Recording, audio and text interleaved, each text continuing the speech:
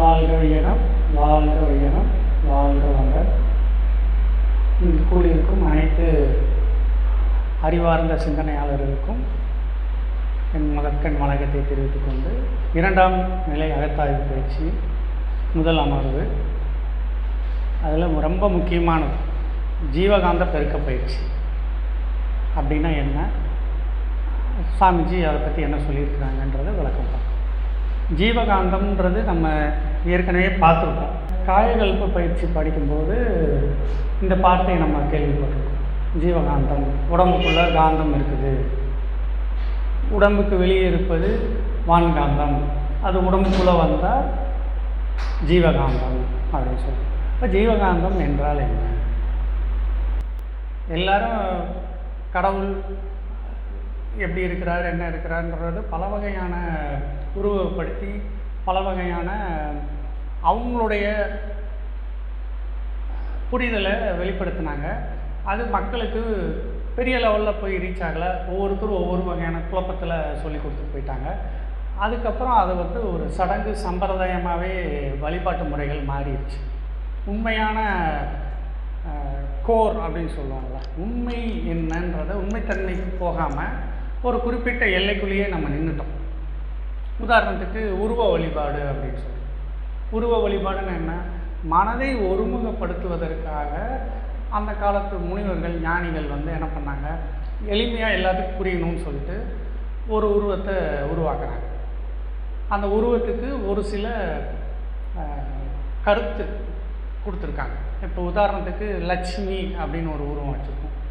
லட்சுமி அப்படின்னா அது எதுக்காக அந்த உருவத்தை கொண்டு வந்திருக்காங்கன்னா, இந்த லட்சுமி வழிபாடு படும்பொழுது நம்மளுக்கு செல்வ அதிகப்படுத்தணும். சரஸ்வதி அப்படின்னு சொல்லி, சரஸ்வதி வழிபாடு செய்யும் பொழுது கல்விக்கு ஞானத்துக்கு தேவை அப்படின்னா காளி, இந்த மாதிரி உருவங்கள் வச்சு வீரத்துக்கான ஒரு உருவமாக கொண்டு வந்தாங்க. அந்த உருவம் நாளடைவில் என்ன ஆகுதுன்னா, அவங்க சொல்லி கொடுத்த குரு உருவாக்கினவர் அவர் பின்னாடி வரக்கூடிய தலைமுறைகள் என்ன பண்ணுறாங்க அப்படின்னா, அதை ஒரு வழிபாட்டு முறைகளாக வச்சுட்டாங்க. சாமின்னா தீபாரணை காமிக்க, பூ வைக்க, அலங்காரம் பண்ண, அபிஷேகம் பண்ண, விதவிதமான நம்மளுக்கு உகந்த மாதிரி வாழ்க்கை முறைக்கு உள்ள மாதிரி இதெல்லாம் நகைகள் போன்றதெல்லாம் கொடுத்து பல வகையான உடைகள் ஆபரணங்கள்லாம் அணிய வச்சு அது ஒரு அழகு சாதன பொருட்களாக மாற்றி அதுக்கு ஒரு சடங்குகள் செஞ்சு பணம் கொடுத்து டொனேஷன் பண்ணி ஒரு அந்த சடங்குகளுக்குள்ளே நம்ம நின்றுட்டோம். அந்த சாமியை பார்த்து நம்ம மனதை ஒருநிலைப்படுத்தி நம்மளுடைய அறிவை உயர்த்துவதற்காக உருவாக்கப்பட்ட ஒரு வழிபாட்டு முறையை சடங்கு சம்பிரதாயத்திலே சுருக்கி ஒரு விதமாக கொண்டு போயிட்டுருக்கோம். அப்போ கமர்ஷியல் ஆகிட்டோம். சாமி கும்பிட போகிறதே இப்போ என்ன இதுங்க, சாமி கும்பிட போது பக்தியை அதிகப்படுத்துவதற்கு பதுவாக, நம் முக்தி அடைவதற்கு வழியை தேடுவதற்கு பதுவாக என்ன மாதிரி கொண்டு போயிட்டாங்க. ஒரு சாதாரண மனிதர் உள்ள போய் சாமி கும்பிட்டு வரணும்னா குறைஞ்சபட்சம் ஒரு பெரிய கோயிலுக்கு போகணுன்னு வச்சுக்கோங்க, மணிக்கணக்கில் இருக்கும், நாள் கணக்கில் இருக்கும். சாமி பார்க்குறது கஷ்டம், அவ்வளோ கூட்டம் சேருது. பணம் கொடுத்தா எளிமையாக பார்த்துட்டு வரலாம் அப்படிங்கிற மாதிரி அவனை ஒரு பிம்பத்தை உருவாக்கிட்டோம். அது உள்ளே போயிட்டு வெளியே வந்தால் நம்மளுக்கு நிம்மதி கிடைக்குதான்னு பாருங்கள். எதுக்காக கோயிலுக்கு போகணுன்ற ஒரு நோக்கத்துக்கு இப்போ மாறுபட்டு நம்ம போயிட்டுருக்கோம். சாமி கோயிலுக்கு போயிட்டு வந்தால் அந்த காந்தம், அங்கே இருக்கிற ஒரு வைப்ரேஷன், அந்த வைப்ரேஷனை நம்ம உடம்பில் உள்வாங்குதல், அதுக்காக தான் போகிறோம். அந்த வைப்ரேஷன்னா என்ன? அதுதான் அந்த காந்த களம் அப்படின்னு, அது வான்காந்தம். இந்த வான்காந்தத்திலிருந்து வரக்கூடிய ஆற்றலை அங்கே இருக்கிற கோபுர கலசங்கள், உள்ளே இருக்கிற கர்ப்பகிரகம், அந்த சிலை, அதெல்லாம் உள்வாங்கி அங்கே வரக்கூடியவங்களுக்கு உடம்பில் ஒரு சில மாற்றத்தை ஏற்படுத்துவதற்காக உருவாக்கப்பட்ட வழிபாட்டு தலங்கள் தான் கோவில் அப்படின்னு. இப்போ அந்த ஜீவகாந்தம்னா என்ன, வான்காந்தம்னா என்ன, கோயிலுக்கு போகிறோம் வர்றோம், அதில் இருக்கிற அந்த வைப்ரேஷன் நம்மளுக்கு கிடைக்குதா அப்படின்னு பார்த்தோன்னா இப்போ இருக்கிற காலகட்டத்தில் அது கிடைக்காம போயிடுச்சு. அது உண்மையான அறிவியல் என்னன்றதை நம்ம மறந்துட்டோம். இல்லை அதுக்கப்புறம் அந்த சந்ததிகள் நம்மளுக்கு அந்த அறிவை கடத்தாமல் விட்டுட்டாங்க. இன்னைக்கு கேள்வி கேட்குறாங்க, சின்ன குழந்தைகள்லாம் கோயிலுக்கு போகிறதுக்கு விருப்பப்படுறதில்ல. எதுக்கு கோயிலுக்கு போகணும், அங்கே ஒரே கூட்டம், சண்டை, பிரச்சனை, கால் கடக்க நிற்கணும், ஒரு அமைதி இல்லை, நிம்மதி இல்லைன்னு இப்போ அடுத்த ஜென்ரேஷன் வரவங்க அதுக்கு போகிறதுக்குன்னு விருப்பப்படுறது இல்லை. இதையெல்லாம் நம்ம மாற்றி கொண்டு வரோம். அப்போ இந்த காந்தம்னா என்னன்றதை நம்ம சொல்லணும். அதுதான் இந்த பயிற்சி. இப்போ நம்ம உடம்புக்கு எனர்ஜி இருக்குது. அந்த எனர்ஜி நம்மளுக்கு எப்படி வருது? எனர்ஜி நம்மளுக்கு எப்படிங்க வருது? உடம்புக்கு உணவு சாப்பிடுவதால் வருது, மூச்சு விடுவதால் ஒரு சில ஆற்றல்கள் வருது, பிராணன். அதுக்கப்புறம் கோள்களிலிருந்து வரும் ஆற்றல் நம்ம உடம்புக்கு வருது. அதனால் ஒரு சில தாக்கங்கள் நம்ம உடம்புல ஏற்படுது. இது எல்லோரும் ஒத்துக்கிறோமா? ஜோசியம்னு போய் அது ஒரு சடங்காக பண்ணிட்டோம். கோள்கள் இருந்து பிறந்தது முதல் இறப்பு வரைக்கும் நம்ம உடம்புக்கு ஒரு சில ஆற்றல்கள் வருது. சொல்கிறாங்க, உங்களுக்கு சுக்கிர திசை அடிச்சிருச்சுப்பா அப்படின்னா சுக்கிரனுடைய ஆற்றல் நம்மளுக்கு அபரிமிதமாக ஒரு சில டயத்தில் கிடைக்குது. அப்போ அதுக்கு சுக்கிர திசை அடிச்சிருச்சுன்னு 7.5 நாட்டு சனி பிடிச்சிச்சுப்பா. அப்போ சனியினுடைய அந்த கோளிலிருந்து வரும் ஆற்றல் நம்மளுக்கு சற்று அதிகமாக அந்த காலகட்டத்தில் கிடைக்கிறதுனால சனி திசை, குரு திசை அப்படின்னா கோள்களிலிருந்து வரக்கூடிய ஆற்றல் நம்ம உடம்புலையும் மனதிலையும் மாற்றங்கள் ஏற்படுத்துது. சரிங்களா? இது மாதிரி உணவு, பிராணன் கோள்களிலிருந்து வரும் 4 வழிகளில் வருது.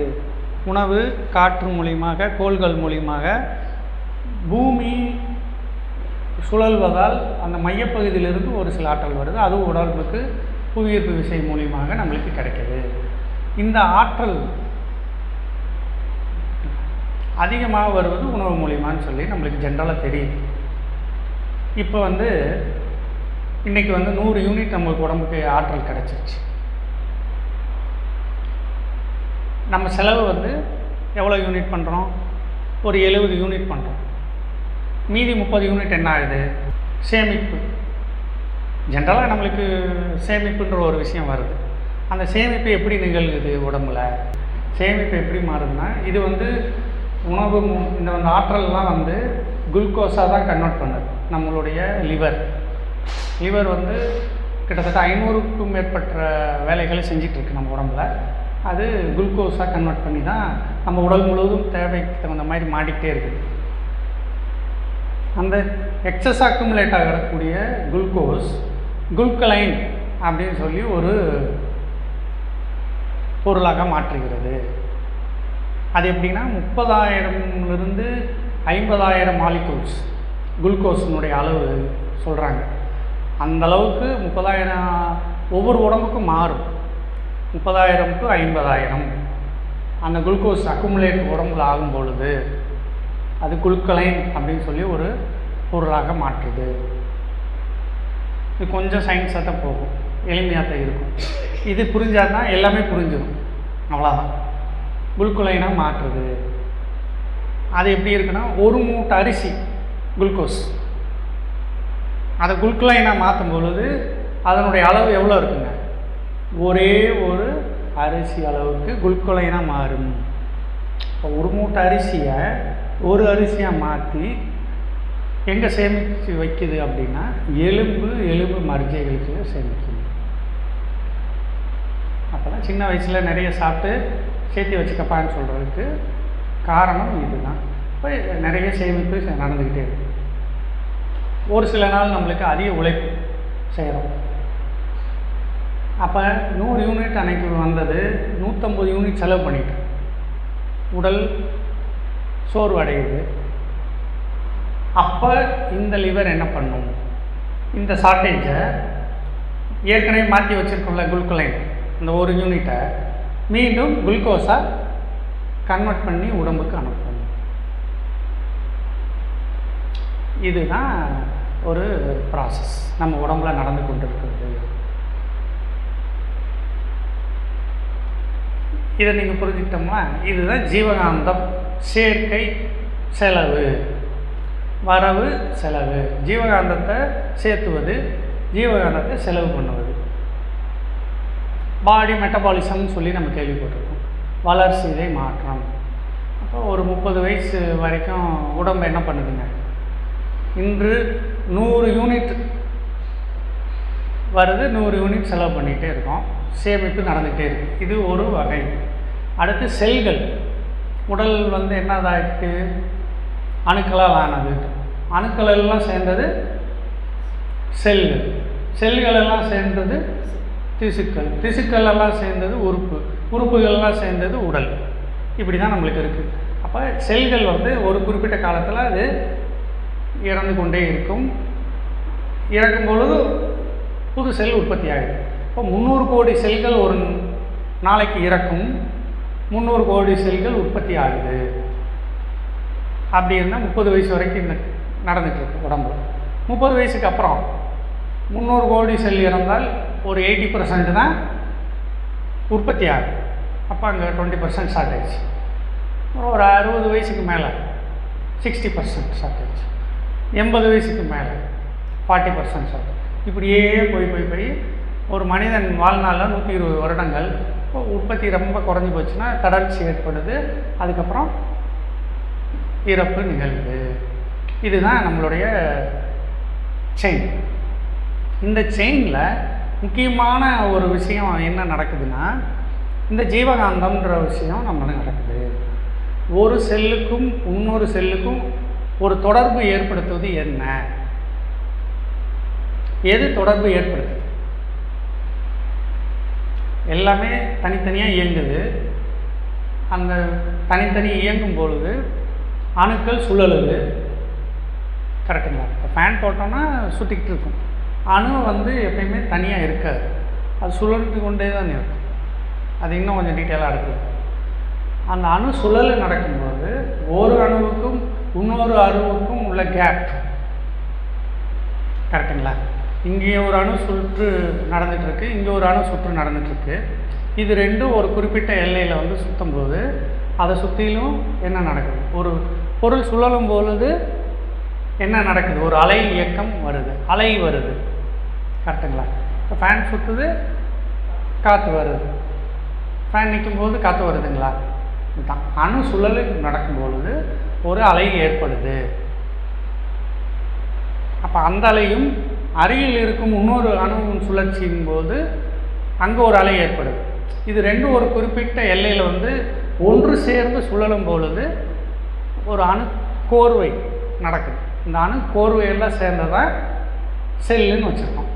இப்போ ஒரு செல்லுக்கும் இன்னொரு செல்லுக்கும், ஒரு அணுவுக்கும் இன்னொரு அணுவுக்கும் இடையில என்ன இருக்குங்க? அந்த அலை. அந்த அலைக்கு பேர் என்னது? காந்தம். சாமிஜி அதான் சொல்கிறேன், காந்தம். இந்த காந்தம் எல்லா இடத்துலையும் இருக்குது. எந்த இடத்துல ஒரு பொருள் இருக்குதோ அங்கே பிரித்து பார்த்தீங்கன்னா அணுக்கள் இருக்குது. அந்த அணுக்கள் சுழலும் பொழுது அங்கே அலை இருக்குது. அந்த அலை வெளியில் இருக்கும் பொழுது வான்காந்தம். நம்ம உடம்புக்குள்ளே இருக்கும் பொழுது ஜீவகாந்தம். இப்போ அணுக்களுக்குள்ளேயும் போய் ஆராய்ச்சி பண்ணி பார்க்குறாங்க. அணுக்களுக்குள்ளே ஆராய்ச்சி பண்ணால் அதுக்குள்ளே என்ன இருக்குதுங்க?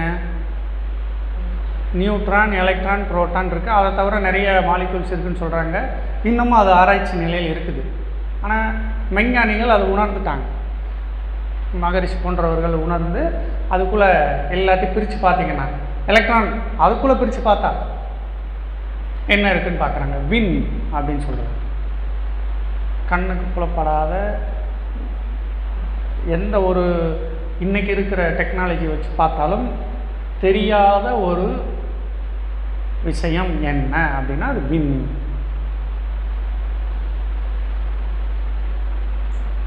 அந்த வின் சுழலுவதால் ஒரு சில அலை வருது, அதுக்கு பேர் தான் காந்தம் அப்படின்னு சொல்லிட்டு. இந்த காந்தம் நம்ம செல்களுக்குள்ளே எப்படி இயங்குதுன்னு பார்த்தோம். ஒரு செல்லுக்கும் இன்னொரு செல்லுக்கும் இடையில காந்தம் இருக்குது. இப்போ நான் என்ன பண்ணுறேன், இங்கே இருக்கிற மவுஸ் இப்படி எடுக்கணும். இப்போ இன்ஸ்ட்ரக்ஷன் எங்கே போகுது, மூளை வந்து இந்த எடுப்பான்னு சொல்லுது. அங்கேருந்து இங்கே கைக்கு ஒரு தகவல் தொடர்பு நடக்குது. இப்போ இதுக்கு இங்கே மூளையிலிருந்து இந்த கைகளுக்கு வரைக்கும் எத்தனை கோடி செல்கள் இருக்குது? செல்கள் எல்லாம் தனித்தனியாக தானே இயங்குது. ஒரு செல்லுக்கும் இன்னொரு செல்லுக்கும் அந்த செயின் ஆஃப் கம்யூனிகேஷன் நடக்கும் பொழுது, தொடர்பு வரும்பொழுது தான் அங்கே போய் கைகள் எடுக்கணும். அந்த ஒரு செல்லுக்கும் இன்னொரு செல்லுக்கும் இடைப்பட்டு இருக்கிறதுக்கு பேர் அலை இயக்கம், அந்த காந்தம். அந்த காந்தம் இன்னொரு செல்லுக்கும் இன்னொரு செல்லுக்கு தொடர்பு. இங்கிருந்து செயின் வந்து வேகமாக போய் இந்த மவுஸ் எடுக்குது. ஒவ்வொரு இயக்கமும் இப்படி தான் நம்ம உடலில் நடக்குது. அப்போ அந்த ஜீவகாந்தம் நம்மளுக்கு எப்படி இருக்கணும்? அதிகமாக இருக்கணும். அதிகமாக இருந்தால் என்ன நடக்கும்? ஆக்டிவாக இருக்கணும். அந்த ஆக்டிவாக இருக்கிறதுக்கு ஒரு செல்லுக்கு இன்னொரு செல்லுக்கு உள்ள தொடர்பு நெருக்கமாக இருக்கணும். இப்போ செல்கள் அதிகமாக நம்மளுக்கு உடம்பில் தேவை. செல்கள் குறைய குறைய வயதாக ஆக செல்களுடைய அளவு குறைஞ்சிக்கிட்டே போகுது. அதனால் ஒரு செல்லுக்கு இன்னொரு செல்லுக்கு உள்ள இடைவெளி பெருசாகிக்கிட்டே போகுது. மூளை வந்து எடுன்னு சொல்லும். வயசானவங்க என்ன பண்ணுவாங்க, அப்படியே நடுங்கிக்கிட்டு மெதுவாக போகும். அது காரணம் ஜீவகாந்த தொடர்பு குறைஞ்சிக்கிட்டே வரனால.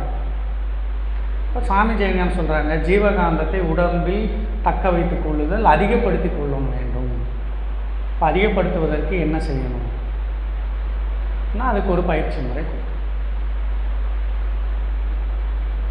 அந்த பயிற்சி முறையில் நிறைய வகையான பயிற்சி முறைகள் அந்த காலத்திலிருந்து நிறைய ஆராய்ச்சிகள் பண்ணி கொண்டு வந்திருக்காங்க. அதில் வந்து ஒரு சின்ன புள்ளியை வச்சு அதை அப்படியே கண்ணில் பார்த்து கவனித்து பயிற்சி பண்ணுறது. ஏதோ ஒரு உருவத்தை வச்சு அதை பார்த்து பயிற்சி பண்ணுறது. இப்படி நிறைய பயிற்சிகளில் சாமிஜி ஆராய்ச்சி பண்ணி 2 பயிற்சி எல்லாத்தோட பெஸ்ட்டாக இருக்குது.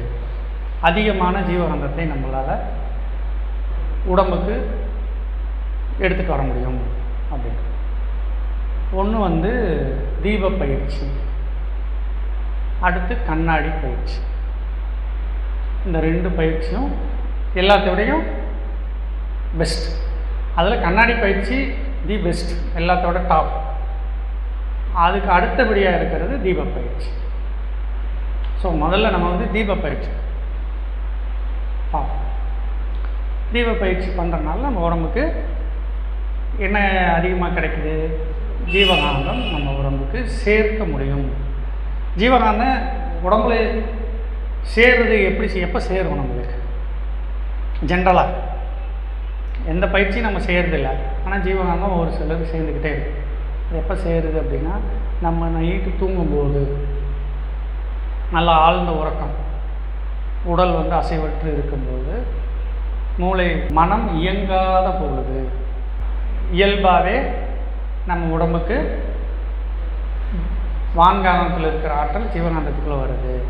அப்போ அவங்க என்ன சொல்கிறாங்க, நைட்டு தூங்குறதுக்கு 3-4 மணி நேரத்துக்கு முன்னாடி உணவு சாப்பிட்டுட்டு அப்புறம் போய் படுங்கன்ற. அது காரணம் என்ன? உடல் இயக்கத்தை நிறுத்துகிறோம். ஜீரண மண்டலம் ஸ்டாப் ஆகி இருக்கும். அப்போ தான் வந்து மன அமைதியாக இருக்கும், உடல் இயக்கம் இல்லாமல் இருக்கும். அப்போ போய் தூங்கும்போது தூக்கமும் நல்லா ஆழ்ந்த தூக்கம் வரும்.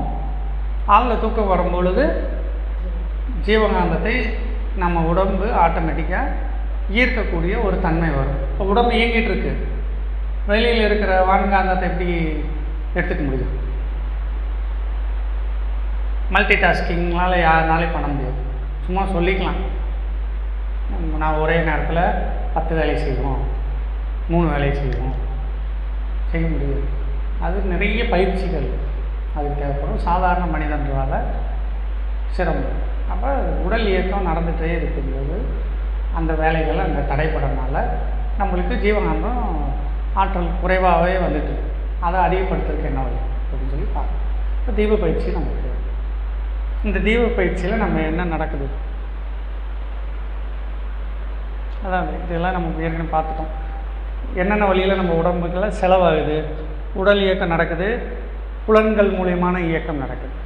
புலன்கள் மூலியம்னா என்ன, கண்கள் பார்க்கறனால, பேசுறதுனால, மற்ற கேட்பதன் மூலியமாக உடல் வேலை செய்வதால் நிறைய செலவாகுது. மனம் அதிகப்படியான எண்ணங்கள், கோபம், கவலை இது போன்ற மனம் ஓடிக்கிட்டே இருக்கிறதுனால அதிகமான ஆற்றல் செலவாகுது. ஒரு கோபம் ஃப்ராக்ஷன் ஆஃப் செகண்ட்ஸில் வந்துச்சுன்னா உடம்புல இருக்கிற ஜீவகாந்த சக்தி எல்லாம் எப்படி ஆகிடுது, கொஞ்ச நேரத்தில் புஷ்ஷுன்னு வரைக்கும் போயிடும். அவ்வளோ நாள் சேர்த்து வச்ச ஆற்றலாம் எவ்வளோ நேரத்தில் 5 நிமிஷத்தில் போயிடும். ரொம்ப கோவப்பட்டு கத்திட்டோம்னு வச்சுங்க, என்ன ஆகும், உடம்புல உடல் நடுக்கம் வருதுன்னு, கண்கள் சிவந்து, மூச்சு வேக வேகமாக பண்ணும். அது காரணம் என்ன, ஆற்றல் போய் அங்கே எம்டி ஆயிடுச்சு. உடனே லிவர் என்ன பண்ணோம்,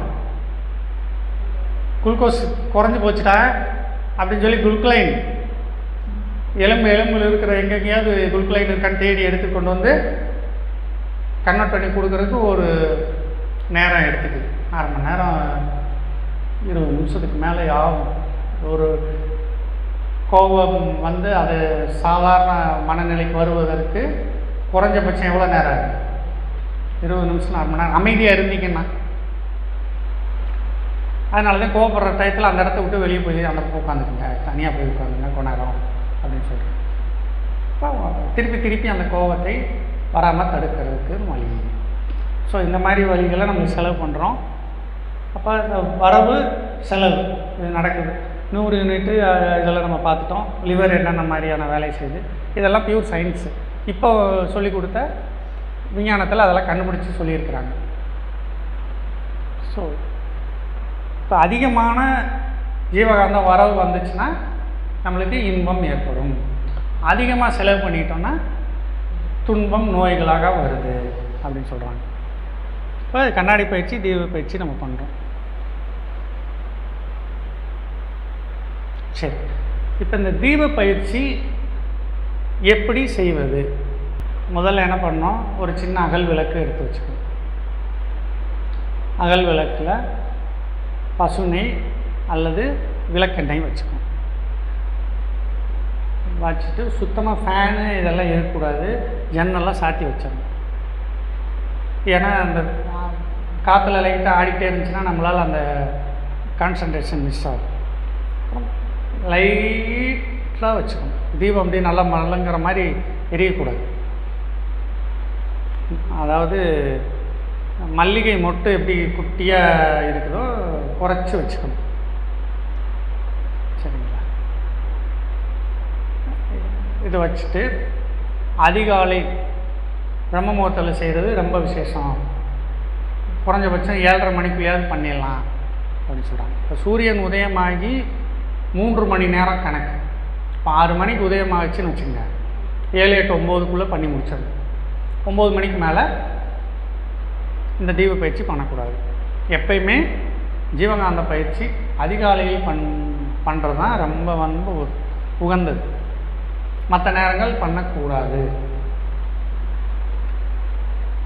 சரிங்களா? ஏன் பண்ணக்கூடாதுன்னா, மற்ற அலைகள் சுற்றிக்கிட்டே இருக்கும். நம்ம இந்த பயிற்சி பண்ணும்போது அதனுடைய தாக்கம் நம்ம உடம்புக்கு வந்துடும்னு சொல்கிறாங்க சாமி. அதனால் அதிகாலையில் பண்ணுதல் அப்படின்றது. முடிந்தவரை குளிச்சுட்டு பண்ணோம். காலை கடன் முடித்ததுக்கு அப்புறம் பண்ணுறது நல்லது. வெறும் வயிற்றில் இருக்கணும். டீ காஃபிலாம் சாப்பிட்டிங்கன்னா ஒரு 1/2 hour கழித்து தான் இந்த பயிற்சி செய்யணும். சரிங்களா? அகல் விளக்கு நம்ம முதல்ல உட்காந்து ஒரு 5 அடி கேப் இருக்கும் விளக்குக்கும் நம்மளுக்கும். அந்த மாதிரி உட்காந்துக்கணும். கீழே தரை விரிப்பில் தான் உட்காந்துருக்கணும். தளர்ந்த ஆடைகள், ரொம்ப டைட் ட்ரெஸ் பண்ணிக்கிட்டு உட்காந்தோம்னா உடல் பிளட் சர்க்குலேஷன் ஃப்ளோ அங்கே தடைப்படும். இப்போல்லாம் இன்னர்ஸ் எல்லாம் ரொம்ப டைட்டாக போட்டு உட்காந்துக்கணும். அப்படி பண்ணும்போது என்ன ஆகுதுன்னா ப்ளட் சர்க்குலேஷன் போக மாட்டேங்குது. காலு கீழே, இடுப்பு கீழே ப்ளட் சர்க்குலேஷன் கீழே இறங்க மாட்டேங்குது. காலிலிருந்து ப்ளட் சர்க்குலேஷன் மேலே வரமாட்டேங்குது. அவ்வளோ டைட்டு பெல்ட்டெல்லாம் போட்டு அப்படி இறுக்கி கட்டிக்கிறோம். அப்போ தளர்வான ஆடை, எளிமையான ஆடைகள் அணிந்துட்டு உட்காந்தோம்னா அந்த மூமெண்ட் நல்லாயிருக்கும். முதுகு தண்டை ஸ்ட்ரெயிட்டாக வச்சுட்டு ஆகினி தவம் பண்ணுறோம். ஒரு 5 நிமிஷம் ஆகினி தவம் பண்ணிவிட்டு மெதுவாக கண்ணை திறந்து அரைக்கண் பார்வை, கனிவான பார்வை, கருணையான பார்வைன்னு இப்படி முறைச்சி பார்க்குறோம். கண் சிமிட்டாமல் கனிவாக அப்படி பார்க்குறோம். கண்ணை சிமிட்டவே கூடாது ஒரு நிமிடம் முடிந்த வரை. அதுக்காக அப்படியே சிமிட்டக்கூடாதுன்னு சொல்லிட்டாங்கன்ட்டு அப்படியே பார்க்கக்கூடாது. ஒரு சில பயிற்சிக்கு போகும்போது வந்துடும். கொஞ்சம் நேரம் பார்க்குறீங்க, கண் சிமிட்டு தோணுச்சுன்னா சிமிட்டுக்கு தப்பே இல்லை. இல்லைன்னா ரொம்ப கண்ணுக்கு ஸ்ட்ரெயின் பண்ணக்கூடாது. எந்த நம்ம பயிற்சி முறைகள்லையே எளிமையான பயிற்சி தான் நமக்கு. உடற்பயிற்சி எப்படி சொல்லலாம்? எளிய உடற்பயிற்சி. எல்லாமே எளிமை தான். ரொம்ப கடின வேலைகளே செய்யக்கூடாது. அமைதியாக பார்க்கணும்.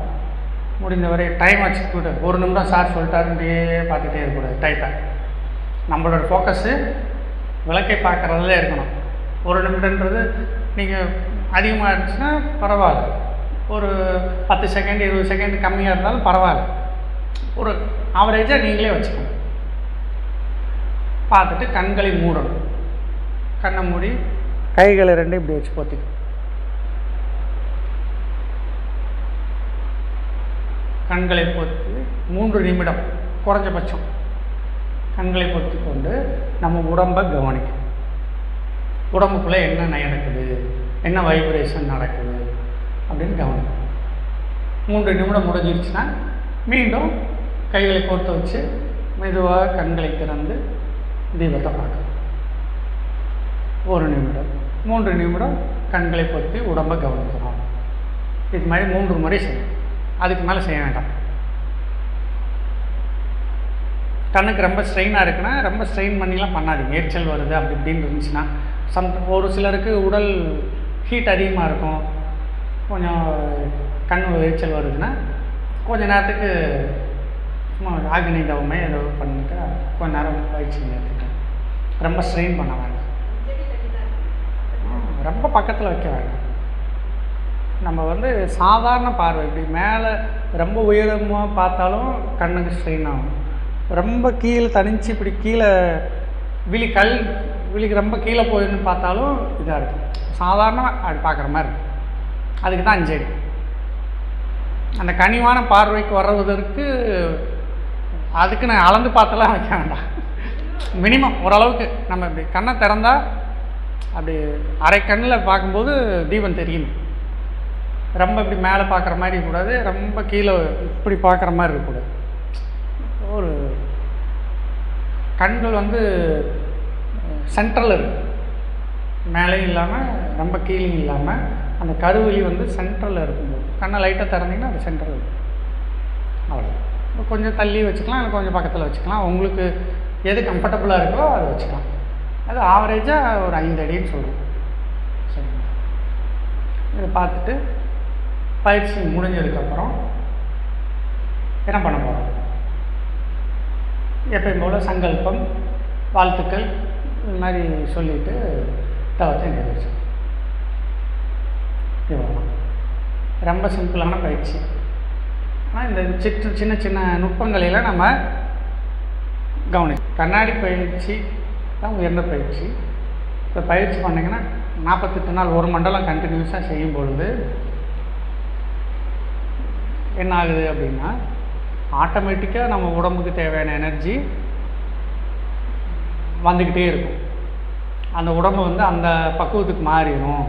அதுக்கப்புறம் நீங்கள் பயிற்சி பண்ணணுன்ற கூட அவசியம் இல்லை. உங்களுக்கு தேவையான எனர்ஜி உடம்புக்கு ஏறிடும், ஆட்டோமேட்டிக்காக வந்துடும்.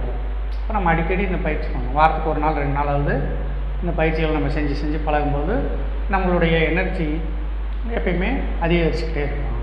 அப்போ இந்த ஆற்றல் நம்மளுக்கு அதிகமாகிடுச்சுன்னா என்னப்போ நடக்குது? இப்போ உடம்புல இருக்க நோய் ஏதாவது இருந்தால் அது சரியாயிடும். நம்ம பார்க்கும் பொழுது ஒரு வசீகரம் இருக்கும், தேஜஸ். சரி, இவங்களை பார்த்தா இவங்க ஒரு உங்கள் மேலே ஒரு மரியாதை ஆட்டோமேட்டிக்காக வரும், ஒரு கவர்ச்சி. எப்படி எம்ஜிஆர் பார்த்தோன்னா எல்லோரும் ஒரு கிரீஸ் அப்படி போகுது, அது மாதிரி ஒரு நம்ம சொல்கிறத 4 பேர் சரி ஒரு நியாயமாக பேசுகிறாரு அப்படின்றது அந்த சொல் வாக்கு ஏற்படும். இதெல்லாம் நம்மளுக்கான. அப்புறம் உடல் வந்து எப்பயுமே வந்து இந்த தோல் சுருங்கி வயசானவங்க மாதிரிலாம் இருக்காது, எப்பயுமே உடம்பு சுறுசுறுப்பாக செயல்படும். மனம் வந்து ஒரு அமைதி நிலையில் ஒரு ஆனந்தமான அமைதி கிடைக்கும். இதெல்லாம் வந்து இந்த பயிற்சியினுடைய நன்மைகள். திசைகள் அப்படின்னு சொல்கிறோம்.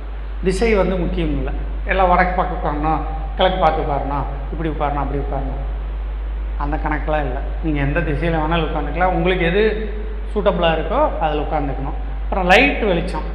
இப்போ நீங்கள் உட்காந்து பண்ணுறீங்க, உங்களுக்கு எய்த்து அப்படியே டியூப் லைட்டாக ஏதோ ஒன்று லைட் பிரைட்டாக போட்டு வச்சிங்கன்னா நீங்கள் கண்களில் பார்க்கும்போது அந்த லைட் வந்து உங்களை அஃபெக்ட் பண்ணும். இப்போ லைட்டு வந்து இப்படி முன்னாடி இருக்கக்கூடாது, உங்களுக்கு பின்னாடியே சைட்லேயே இருக்கலாம். உங்கள் கண்ணு பார்க்கும்போது அந்த லைட் வெளிச்சம் உங்களுக்கு தெரியக்கூடாது. அது மாதிரியான ஒரு இடத்தை தேர்ந்தெடுத்து பண்ணலாம். காலத்தில் இந்த மென்சஸ் பீரியடில் இதை செய்வதை தவிர்க்கணும், மற்ற நாட்களில் இந்த பயிற்சிகளை செஞ்சுக்கலாம்.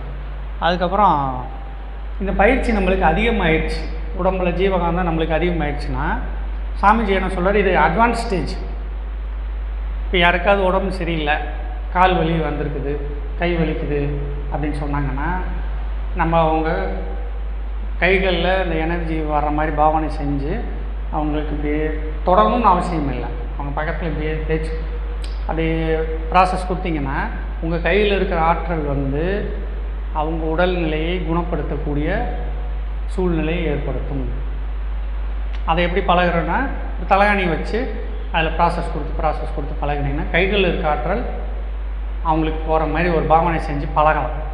இப்போவே பண்ணக்கூடாது. நம்ம நல்லா பயிற்சி பண்ணி ஓரளவுக்கு நம்மளுக்கு உடம்புல ஜீவகாந்தம் நல்லா இருக்குன்ற எண்ணம் இருக்கும் பொழுதே பண்ணோம். நம்மளுக்கே ஷார்ட்டேஜில் இருக்குது, நம்மளே ப்ராசஸ் கொடுத்து இருக்கிற எனர்ஜியும் போயிடும். இது எப்படிப்பா என்னமோ வித்தியாசமாக ஏதோ ஒன்று சொல்லிட்டு இருக்காரு, இதெல்லாம் இந்த காலகட்டத்தில் சாத்தியமா கேட்க தோணுதுங்களா? என்ன 2026 வந்து உட்காந்துக்கிட்டு என்னென்னமோ பேசிகிட்டு இருக்கிறாரு, இதெல்லாம் நடக்கிற காரியமாப்பா? உண்மை, இது எந்த காலத்திலையும் மாறாதது. எப்படி? இப்போ ஒரு வீட்டில் குழந்தை பிறந்து சொந்தக்காரங்க போகிறோம், இப்போ ஒரு 3-4 மாதம் ஆயிடுச்சு, அதுக்கப்புறம் நீங்கள் போகிறீங்க, தீட்டெல்லாம் முடிஞ்சிடுச்சு, அதை விட்டுருங்க. ஒரு 6 மாதம் ஆயிடுச்சு, அதுக்கப்புறம் போகிறீங்க. சரி, அந்த குழந்தைய இப்படி தூக்குறது. ஒரு சிலர் கையில் அப்படி தூக்கி வச்சபோது அந்த குழந்தை என்ன பண்ணுது? ஜாலியாக சிரிக்கணும், நீங்களும் இது பண்ணணும், நம்மளுக்கு சந்தோஷமாக இருக்கும். ஒரு சிலர் போய் குழந்தைய தூக்குனா அது குழந்தை வரவே வராது. ஆனால் அவங்க பாட்டி தூக்குறாங்க, தாத்தா தூக்குறாங்க, வாடா அம்மா தூக்குறாங்க, என்னென்னமோ சொல்லி பார்த்தா அந்த குழந்தை அந்த அவங்க பக்கமே திரும்பாது. ஏன்? இதுதான் இப்போ ஜீவகாந்தம் இங்கே தான் வேலை செய்யுது.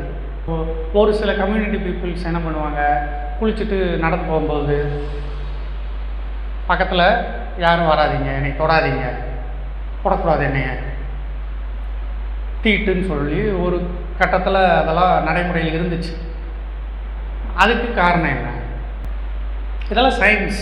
அதை வந்து தீண்டாமைன்னு சொல்லி ஒரு கம்யூனிட்டி கிளப்பி விட்டாங்க. இப்போ என்னுடைய உடம்பில் ஜீவகாந்தம் இருக்குது, அதிகமாக இருக்குது. அப்போ அந்த குழந்தைய நான் தூக்குறேன்னு வச்சுக்கோங்க, அந்த குழந்தைக்கு ஜென்ரலாகவே சின்ன குழந்தைகளுக்கு ஆற்றல் அதிகமாக இருக்கும், எப்பயுமே சுறுசுறுப்பாக இருக்கும். என்னைக்காவது சோர்ந்து குழந்தை உட்காந்துருக்குமா? ஓடிக்கிட்டே இருக்கும், ஆடிக்கிட்டே இருக்கும், உடம்புல அவ்வளோ ஆற்றல் அபரிமிதமாக இருக்கும். இப்போ என் உடம்புல ஆற்றல் எனக்கு தேவையான அளவுக்கு இருக்குது, அவங்க உடம்புல ஆற்றல் அவங்க தேவையான அளவு இருக்குது. தூக்கும்பொழுது இங்கே இருக்கிற ஆற்றல் அங்கே போகாது, அங்கே இருக்க ஆற்றல் இங்கே வர்றதுக்கு வாய்ப்பு இல்லை. இப்போ என் உடம்புல ஆற்றல் ரொம்ப குறைவாக இருக்குது. இந்த குழந்தைய தூக்கும்போது என்ன நடக்கும்னா, ஆட்டோமேட்டிக்காக குழந்தைகளுக்கு இருக்கிற ஆற்றல் எல்லாம் இவர் அப்சர்வேஷன் உள்ளே வந்துக்கிட்டே இருக்கு. குழந்தை ஆற்றல் குறைய குறைய என்ன பண்ணுது, போய் பக்கத்தில் போகும்போது ஆற்றல் இங்கே ஃப்ளோவாக நடக்க ஆரம்பிச்சிடும். ஒரு 3 அடி தள்ளி தான் நிற்கணும்னு சொல்கிறாங்கல்ல, அது காரணம் தான். அப்படி வர ஆரம்பிக்கும் போது குழந்தை அழுக ஆரம்பிச்சு. இதுதான் வித்தியாசம். ஒரு குழந்தை ஒருத்தர் தூக்குனா சந்தோஷமாக இருக்குது, ஒருத்தர் தூக்குனா அழுகுதுக்கு காரணம் அந்த குழந்தைங்களுக்கு இருக்கிற ஆற்றல் இவர் வாங்கிக்கிறாரு. அப்போ அந்த குழந்தை அது ஒரு அன்ஈஸியான ஃபீல் பண்ணிட்டு அழுகுது, சொல்ல தெரியாது. அது மாதிரி என்கிட்ட ஆற்றல் நிறையா இருக்குன்னு வச்சுக்கோங்க. எப்பயுமே ஒருத்தர் வந்து ரொம்ப நெருக்கமாக பக்கத்தில் நின்னோன்னு வச்சுக்கோங்க, ஒரு அன்ஈஸியான ஒரு சூழ்நிலை ஏற்படும். ஆனால் நம்ம வீட்டுக்காரவங்க நம்ம கூட நெருங்கி பழகினவங்க பக்கத்தில் நின்னிங்கன்னா அந்த அன்ஈஸியான விஷயம் நடக்காது. ஒரு சிலர் பக்கத்தில் நின்னால் அது தோணாது. ஒரு சிலர் ரொம்ப பக்கத்தில் போனீங்கன்னா உங்களுக்கே ஒரு கம்ஃபர்ட் ஜோனுக்குள்ளே இல்லாத மாதிரி ஒரு ஃபீல் வரும். ஒன்று 2 அடி விலையை நிற்கிறீங்க. அது காரணம் என்ன? அவங்க ஆற்றல் கம்மியாக இருக்கும். பக்கத்தில் வந்தோடனே நம்ம ஆற்றல் வந்து அவங்களுக்கு ஃப்ளோ ஆகிட்டே இருக்கும். இதை கண்ட்ரோல் பண்ண முடியாது. இப்போ ஃப்ளோ ஆகும்போது நம்ம என்ன பண்ணுவோம், ஒரு டிஸ்கம்ஃபர்டபுளாக இருக்குன்னு வெளியே வந்துடும். அதனால தான் நம்மளுடைய தமிழ் சமுதாயத்தில் ஒருத்தர் பார்த்தோன்னே எப்படி வணக்கம் சொல்லுவோம், இப்படி தான் வணக்கம் சொல்லுவோம். கை கொடுக்குறதோ கட்டி பிடிக்கிற வேலையே எங்கேயும் நடக்காது. இப்போ தான் அந்த கலாச்சாரம், இப்பயே அது மாறல, திருப்பி வந்து இதுதான் சயின்ஸு. இந்த சயின்ஸ் யார் சொல்லித்தரா? நம்ம ஃபாரின் கல்ச்சர்னு நம்மளுடைய ஆற்றலை வீணடிச்சுட்டு இருக்கோம்.